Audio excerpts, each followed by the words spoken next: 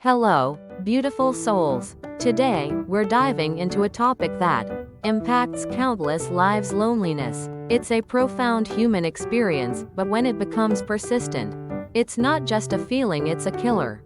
We know this from devastating statistics, particularly the high suicide rates among both youth and the elderly.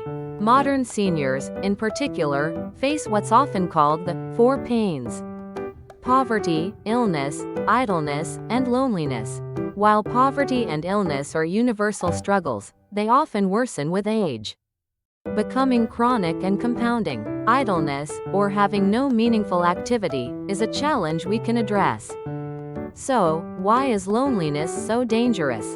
Especially as we age? Imagine a truly lonely person not dressed in a sharp suit, but likely sitting or lying down, wrinkled, perhaps even carrying an odor. They're likely in a small, empty space, eating poorly, and battling illness. Now, place yourself in that picture. How do you feel? This raw emotion often reveals a pervasive sense of despair, a feeling that no one can change this situation. If you had friends who knew your plight, they would have already come. But in this scenario, there's no one. Many turn to social media for connection, but is that the answer? While platforms like Instagram or Facebook offer fleeting interactions, they rarely provide genuine friendship. We often present curated personas online, not our true selves. If we don't show our true selves, or even if we do, finding deep, meaningful connection is difficult. In fact, studies show that increased social media use can actually heighten feelings of loneliness and relative deprivation, making us feel worse when comparing ourselves to others' seemingly perfect lives. What truly matters is having someone physically present, someone to share a meal with. So, how do we approach this profound issue? I believe loneliness is an illness. It's a condition that needs healing and care. There's a crucial distinction between two types of solitude. Solitude is chosen, it's a temporary retreat, a deliberate time alone to reflect and recenter yourself. Others don't necessarily know you're alone, and it's a healthy, re-energizing act. Loneliness or absolute isolation, however, is being abandoned, with no one to help you, emotionally or physically. This state requires care and potentially professional treatment. Why are solitary deaths so prevalent among those over 50? It's often not just about money or family, but a complete absence of social connection, a near zero sense of social solidarity. This is a tragic precursor, and the likelihood of more people feeling this profound isolation is only increasing.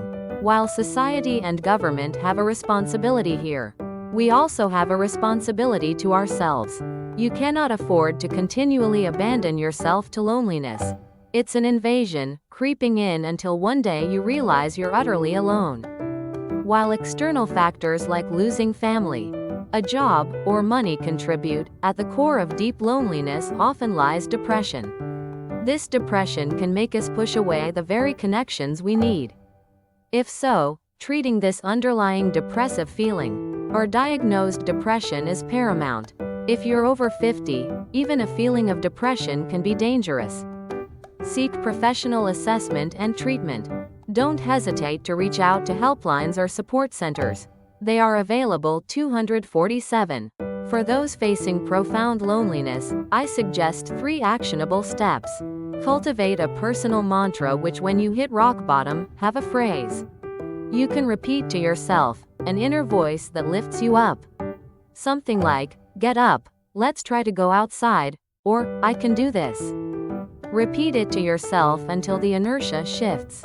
Develop 2 hobbies, which in indoor and outdoor. You meet not only people through outdoor activities but also meet plants, pets, birds, and outdoor crafts.